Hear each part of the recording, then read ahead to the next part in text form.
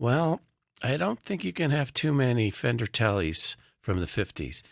This is a 56 Fender Tele, and it is such a sweet guitar. You know, there was a time where it seemed like every guitar player in Toronto played a Telecaster, and that was the go-to electric guitar for a lot of kids when they were starting out in the 50s and 60s or 60s like I did.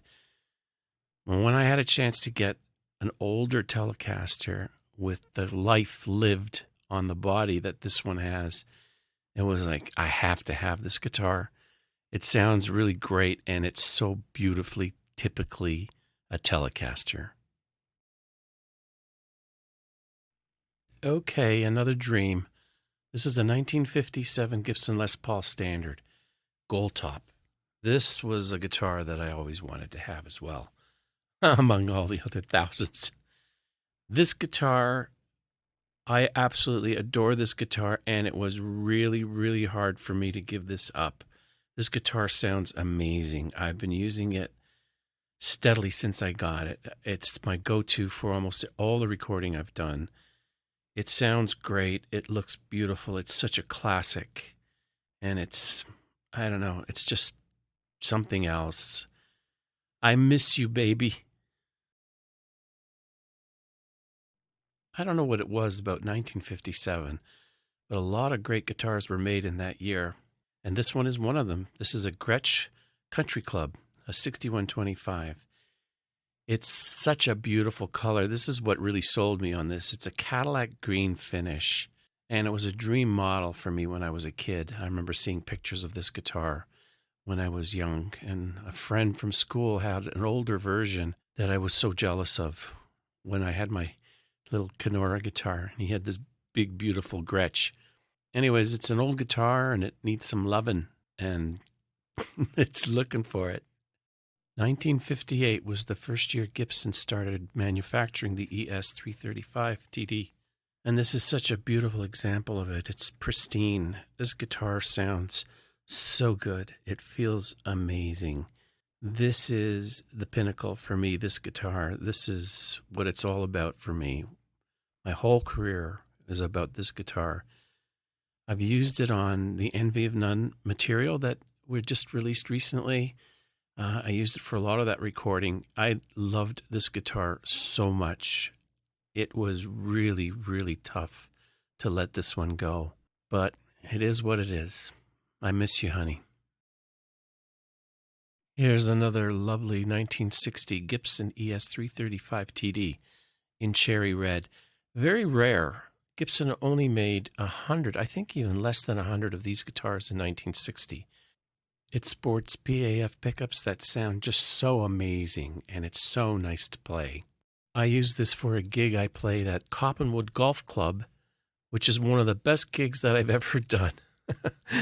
We had such a great time, and this guitar sounded great. It's also a difficult one for me to give up, but you're going to love it. It's just so beautiful and so nice to play, balanced, everything. It's got everything going for it.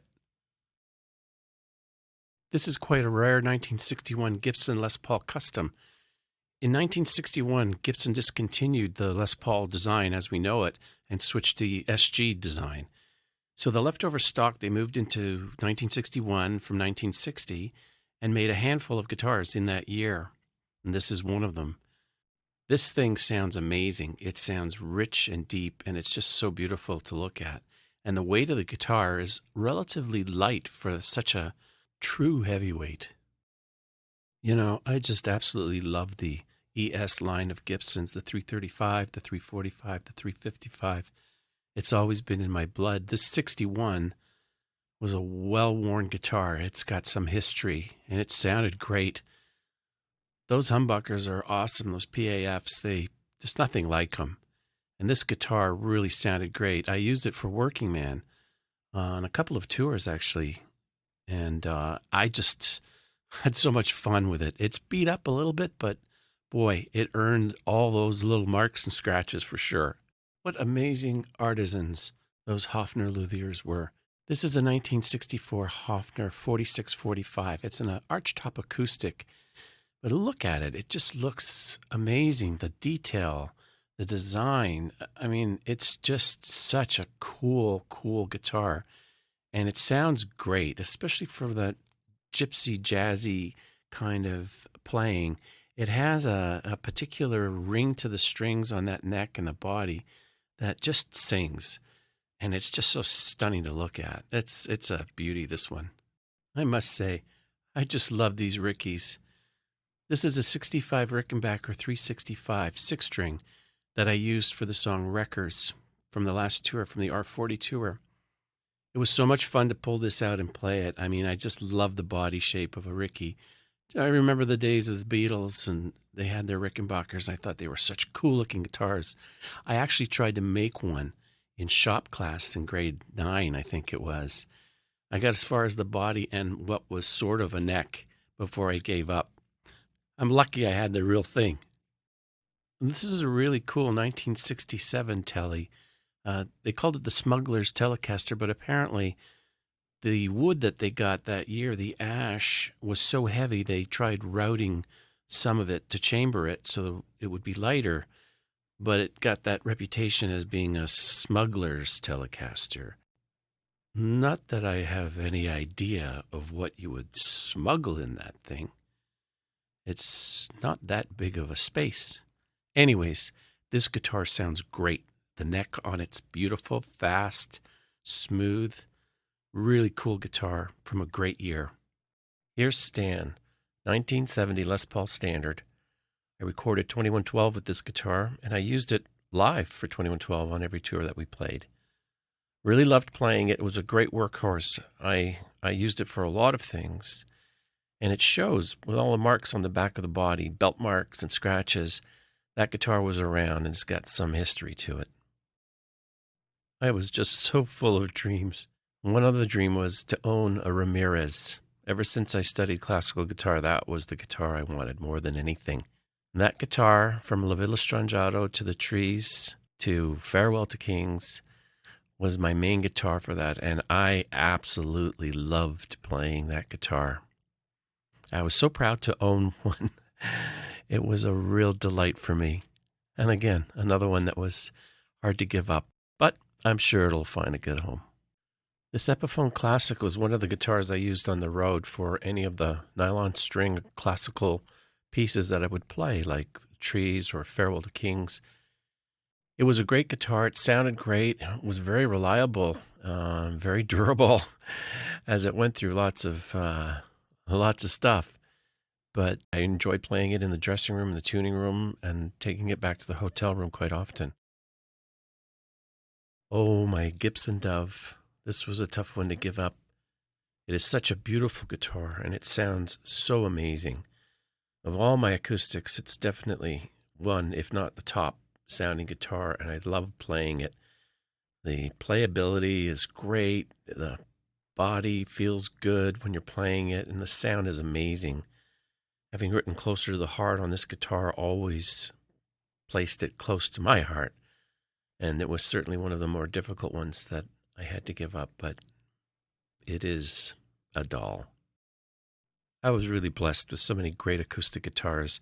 I got this J55 Gibson at the same time I got the Dove, and I've used it on a number of recordings throughout the years. Boy, I can't even remember how many, but certainly Natural Science comes to mind. And there's some great photographs from the studio of me with that guitar.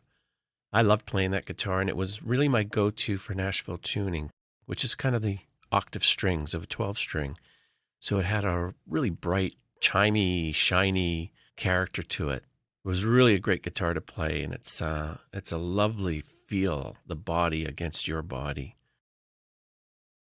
This 1863 Ovation Classical, built in 1976, was a contract player. So it would come out on the road, it would go back in a case, it would rest for a tour or two, come back out. I know I used it in some later tours, I think in the R30 tour. It made the rounds. It was a great guitar for live because the Ovation tends to not feedback quite as much as some other acoustics do in a live application. It really made the rounds, this guitar. It was a real hard worker. When I ordered this white 355 from Gibson in 1976, It was like a dream come true. It was a custom-made guitar for me, and when I took delivery, I just couldn't believe how beautiful it was. I have been so in love with this guitar. It was definitely one of the most difficult things that I've ever had to give up in my life. It is such a part of my soul, and I just can't describe how close that guitar and I are. It sounds weird, but it's true. I've held it, I've played it in dressing rooms, in small clubs, on big stages. It's been with me everywhere, and it's been so good to me. And it sounds amazing, but the history that's in that guitar is something else. I really, really miss it. This 1979 ES345 is a real stunner. It's so beautiful. It looks so regal. The neck on it is perfect for my hands. I really loved playing this guitar, although I didn't tour very much with it. From time to time I did. I used it for the video of The Pass, which we recorded in New York City on a really cold winter day. I think it was minus 20 outside. I know I have photographs of me wearing gloves while we were doing the shoot. But this guitar, I always thought was one of the most beautiful guitars in my collection. Just gorgeous, just absolutely gorgeous. I think this 1979 Gibson Howard Roberts is one of the prettiest guitars I've ever owned. It is just stunning to look at. It's gorgeous. I used it for different strings in the recording and really enjoyed playing it. I've played it a lot over the years. It's kind of a go-to when I'm sitting around playing at home. But it just feels amazing to hold it and feel it against your knee, against your body, holding the neck. It's just one of those really, really special guitars. The Hentor Sportscaster. This was a very cool guitar. It was custom built. Had a Floyd Rose on it, an L500 Bill Lawrence pickup with two standard Fender pickups as well. It sounded great. It sounded so thick and heavy, and I used it for the solo in Limelight. And every time I hear that solo, I think of that guitar. We had a lot of fun together, that guitar and I, if you can do that with a guitar, but we did. This Howard Roberts Fusion was one of my favorite touring guitars. I used it a lot on tour. I used it in the studio for signals quite a bit, did most of the recording with it, actually. It was great to play. Again, the body shape just sits so nicely against your body, and it's a really well-balanced guitar to play, and it sounded amazing. I really enjoyed using it over the years, many, many years. I think 40 years I used that guitar happily. I really, really loved it. This Ovation Collector Series was such a unique guitar when I first got it. So strange looking, unlike any other guitar. Built with graphite and carbon fiber. It was really very, very interesting and very, very different from a standard guitar. And it had a very unique kind of sound to it. I used this guitar for writing, recording, and performing Mystic Rhythms. I really enjoyed playing it. It just looked so weird, but so cool at the same time. This 1990 Fender Strat was a fun project. I did a few things on it, changed out some pickups, put a Z coil in the back position, and an Evans single coil humbucker in the middle position with a standard Strat in the neck position. Made a couple of other little changes, flipped the neck on it. It was a rosewood neck originally that I switched to maple. Even though I preferred the rosewood, the maple felt great on this guitar. I used this guitar for big money live for the videos. I had this on the road for One Little Victory. Whenever I wanted to play a Fender Strat, this was the one that I went to. This Prs Ce24 was the first guitar I got from Prs. I remember taking it out of the case and it was perfectly in tune. The setup was just right. It sounded great. I mean, usually you're going to have to do some work when you take a guitar out of a case for the first time, but this was perfect. We designated this guitar 419, and there's a sticker on it in honor of 419 Squadron, the Moosemen, Cold Lake, Alberta. I got to fly with them on a number of occasions. What a great experience that was. And this guitar always reminds me of that time. Well, this was quite a unique guitar. This is a 1990 PRS CE24.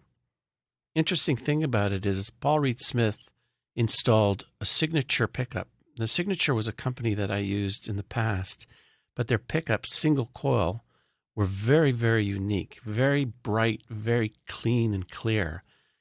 So they installed this on this guitar, which was a much better guitar, obviously. And I used it a lot for that specific kind of tone that I was looking for. Time Stands Still, actually, is a good example of that kind of tone. This 1991 PRS CE24 in black became one of my favorite guitars. In fact, I think by the mid-90s, it was my number one. I used it for more songs than anything. And I carried on right through the last tour. I believe I had it on the last tour because it provided 24 frets, which the Gibsons didn't have. But I have a lot of great memories. I mean, I really, really liked this guitar a lot. It was a lot of fun to play. It shows some good scrapes and chips and stuff on the back of the body where we made contact so many nights together. This is a really cool Strat I got. It's a 1958 reissue that I bought in 1992. I used it to record Dog Years. I love playing this guitar. It's really, really a sweet guitar to play. I had it out on the road in the tuning room mostly as a warm-up guitar. It was great to warm up on. I really like playing the Strats, although I don't use them very often. I think I might have played a couple songs with it, but I don't know. I really liked it, and I didn't want to get it all marked up, so I retired it early, and it stayed home and kept me company there. Who doesn't love a Ricky 12? This is a 1992 Rickenbacker 360 12. I traded this guitar, actually, for the friend of mine for a Gretch that I had. I really wanted this 12-string. There's nothing like it. It's so unique. It has that 60s Birds sound to it, and that's exactly what I wanted. It was a little hole that I had in my arsenal of guitars. I made good use of it. I think I used it on a recording that I did with Rick Emmett from Triumph. We had a lot of fun doing that recording. It was really great to play that guitar and hear that chimey, really cool, ringing 12-string sound that it has. And it looks awesome. This 1996 Godin acoustic was a valuable instrument in the writing, a lot of material. It's a really interesting guitar. It's very playable. It has a really nice action. It has a very interesting acoustic sound. It's got a great equalizer on it, so when you plug it in, you can get, some really interesting sort of electric acoustic sounds. But just on its own, it's got a very striking sound to it that makes it great for certain applications. This is a 1999 Les Paul Standard. This is kind of a cool guitar. It's got some really great history. I named it Little Al. It was my first Gibson Les Paul with a Floyd Rose. So that really freed me up to do a lot of stuff that I'd been thinking about that I wasn't really able to do before. Little Al's been around. Little Al was in the comedy I Love You Man, as well as the Colbert Report in 2008. That guitar's been around. It's seen some stuff. I always wanted a jumbo. This J150 from 2001 was awesome. It was so great to play, and wow, what a sound. With that size body, that sound was just amazing. In the studio, it was really, really useful. On the road, Getty and I played Resist together. Then that little interlude, the two acoustic guitars, that was a really sweet moment. It was really fun to play that guitar. A lot of really great memories of that guitar. I used it a lot in the studio, too. In fact, I used it on The Garden, now that I come to think of it. It just had such a nice tone for that part. This 2002 Gibson Les Paul Standard 58 reissue was another one of those guitars that I really worked to the bone. I used it for camera eye because it had a piezo pickup, so I could get that acoustic sound blended in with it. And I really enjoyed playing that. I used it for a lot of stuff. I took it to South America with me. I used extensively on the R30 tour. This is one of those guitars that was a bit of a gem, and it really excelled. I really enjoyed playing it, and it was a real workhorse. I played it a lot. This 2002 EDS 1275 replaced my original 1976 double neck that I gifted to the Canadian Museum of Civilization in 2003. I needed a guitar for Xanadu and for the stuff that we were doing on Vapor Trails, so this was the replacement for it, and I took it on the road, and I used it on the road as well as in the studio extensively. It's really pretty. It has all this gold plating on it, and it's a stunning guitar and weighs somewhere around 17,000 pounds, just like they all do. Ouch. This D1228 Martin was just so beautiful to play. It sounds amazing. Crystal clear. The intonation is spot on. It's just what you would expect from a Martin. I played this guitar on stage for Closer to the Heart, for O'Malley's Break. I played this guitar, I don't know how many nights back at the hotel. It was definitely one of the acoustics that I would take back with me and spend hours and hours playing it. Good for the fingers, but also good for the soul. It just sounded so, so good.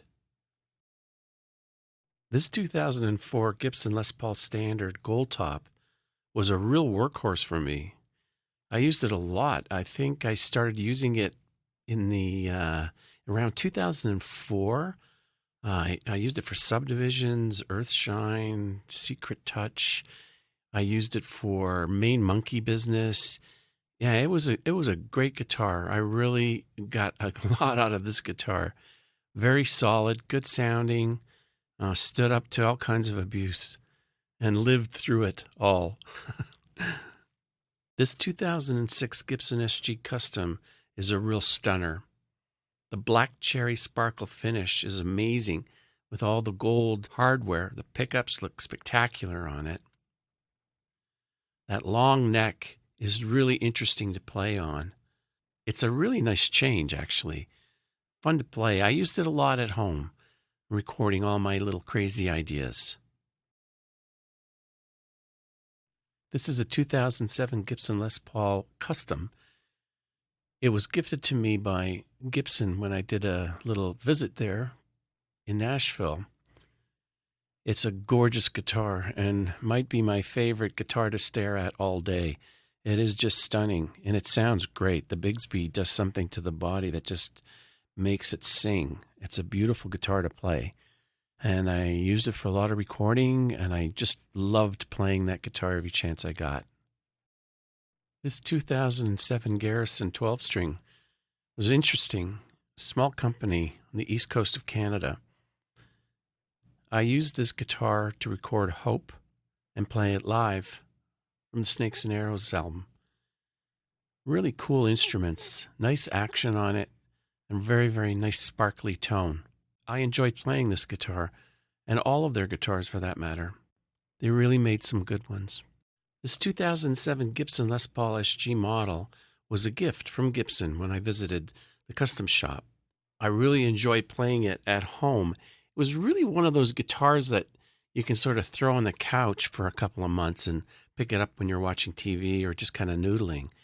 And I really enjoy that long neck. It's kind of alien to me, but it's really cool at the same time. It's a very pretty guitar and very solid. So this is a 2007 Nash electric jazz bass. I got this from Bill Nash. It's a really cool looking bass. It's all distressed, and they did an amazing job. And the thing is, it sounds really great. I mean, it sounds like a pre-CBS jazz bass.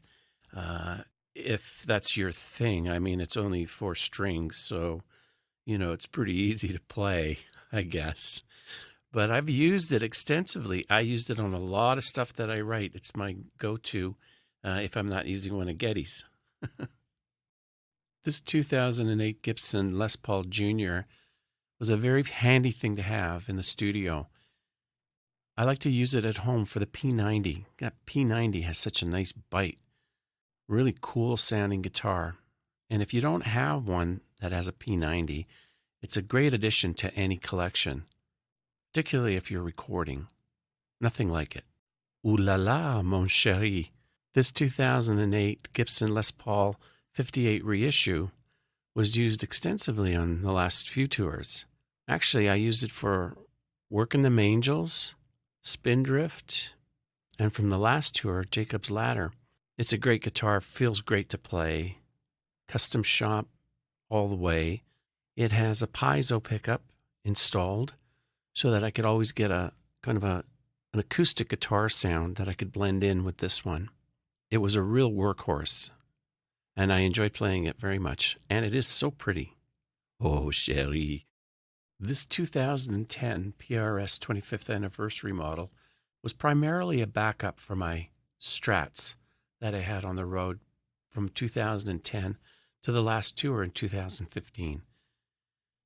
It would come out front every once in a while, but primarily it was a backup for those guitars. This is a sweet guitar to play, though, as all PRS guitars are.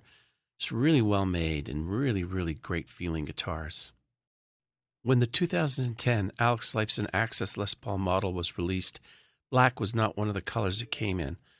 However, Gibson did one for me in black, and I just loved that. It sounded so great and it looked great, but the playability of the guitar, there was just something about the neck and the way it all felt and sounded.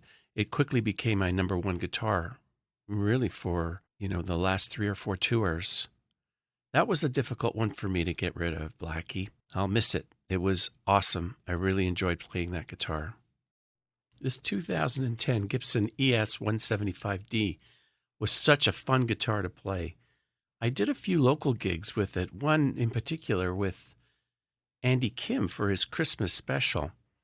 It was just so cool. It's a big-bodied guitar and kind of unusual for a rock player to play, but it looks amazing, and it was really so much fun, and it actually sounds really awesome.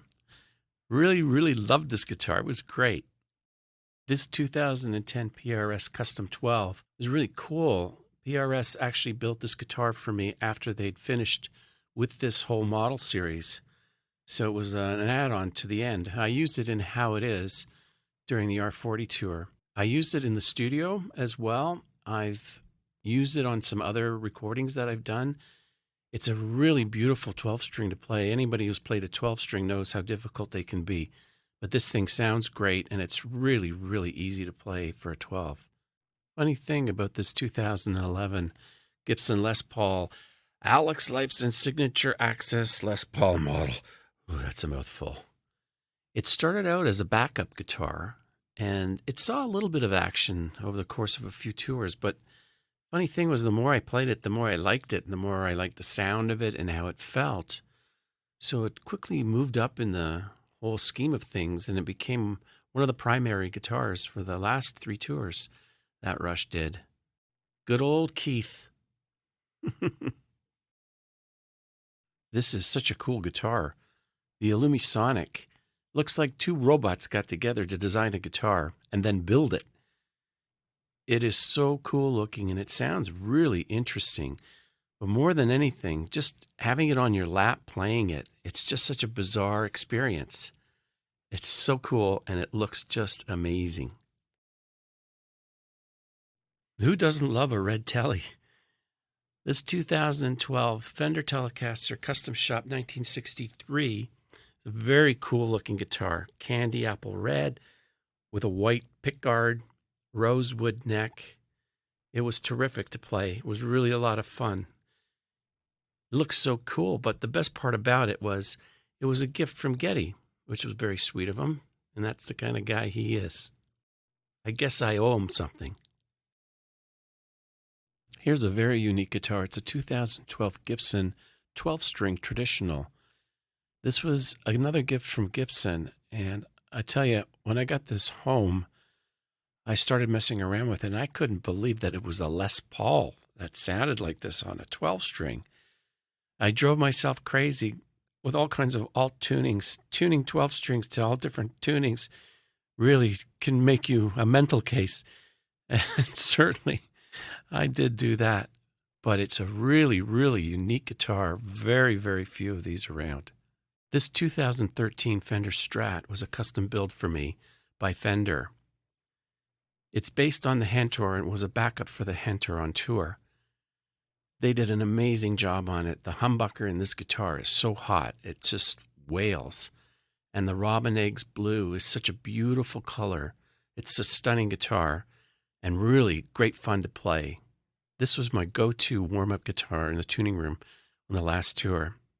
I can't tell you how great it is to play. It's a really, really beautiful guitar. Just wonderful. And here's another Babbage guitar. This is the Identity model. It's very similar to the Spider model, but the cool thing about it, again, is that neck, being able to raise it and lower it. It has a great sound to it, a really rich, full sound.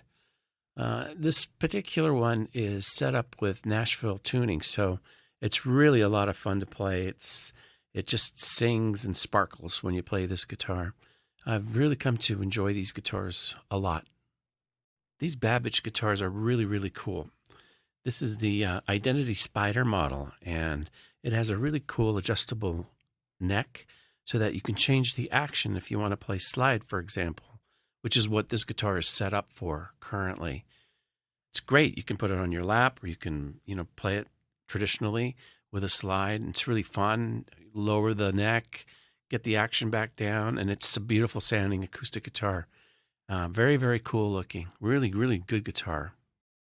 This 2014 Gibson Les Paul Standard 59 reissue was a tough one for me to part with. I used it for Headlong Flight on the R40 tour, and man, it sounded so great. This guitar really has a special quality to it. It looks beautiful, and the neck is that 59, slimmer neck. It was great to play. I really, really loved playing that guitar. I mean, I could have used it for a lot of songs, but it was perfect for Headlong Flight. This 2014 PRS Angelou Thin Line was custom built for me by PRS. It's a stunning guitar.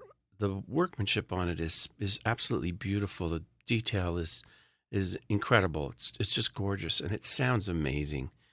I loved playing this guitar. I took this guitar with me as my nightly guitar to take back to the hotel room, and I played it for hours and hours and hours. I hope someone else gets to do that now. This is the 2015 Gibson Es Les Paul Alex Lifeson signature model. This is artist proof number 1. I was amazed when they brought this to me. This is from the Memphis Gibson facility. It's sort of a hollow body Les Paul. So it has the characteristics of both an ES hollow body as well as a Les Paul, which for me is perfect. Growing up with the ES line of semi-hollow electrics, I just was all over this guitar. It was the perfect guitar for me. So this 2015 Gibson ES Memphis Les Paul was a very special guitar. On the R40 tour, I used it to play Subdivisions and Losing It. And Losing It, we only played a few times in the whole tour. It was a really special song for us, and to be able to play it and revive it for that tour was very, very important to us. And this guitar really held up well for that song. I'll always remember that guitar when I think of that song. Okay, so Gibson just blew me away with this one. It's a 2015 Gibson Alex Lifeson R40 Les Paul Access signature. So it doesn't have the Floyd Rose on it. It has a stop tailpiece. So they only ran about 50 of these guitars. And my God, it sounded great. I really was blown away by how great it sounded, and it looks stunning. And the fact that there are very few of them really adds a lot of mystique to the guitar. The quilting on the body is just remarkable. I loved playing this one too. 2015 Gibson Les Paul R40 to commemorate the R40 tour. This was a very limited production, and the quilt top is amazing. It's just really, really gorgeous. I used it for a number of songs, primarily Animate, on the last tour, on the R40 tour. It's amazing the work Gibson did with this guitar. It's so perfect in so many ways. Looks gorgeous, wonderful to play, and sounds amazing. This is the 2015 Gibson EDS 1275. I used this guitar on the last tour on R40 for Xanadu. It's titled Heavy Bastard. And there's a reason for that. That guitar is heavy. There's no serial number on this one. This was the first one that Gibson made of a limited series. So it's the prototype that I used for the tour, and I've been using it since. What can you say about a double neck? It's just so awesome, but it's really, really heavy. This beautiful 2016 Harper Maryland Lifeson custom guitar was commissioned by my dear friend Andre Ferrero, an awesome drummer. This guitar is so beautiful. It's just absolutely stunning. The Rush-related detailing is out of this world, and honestly, any Rush fan would just go crazy for this. The guitar is beautiful. It sounds amazing. It plays beautifully. The neck is a slender neck and just a joy to play. This guitar truly is a one-off. Just amazing.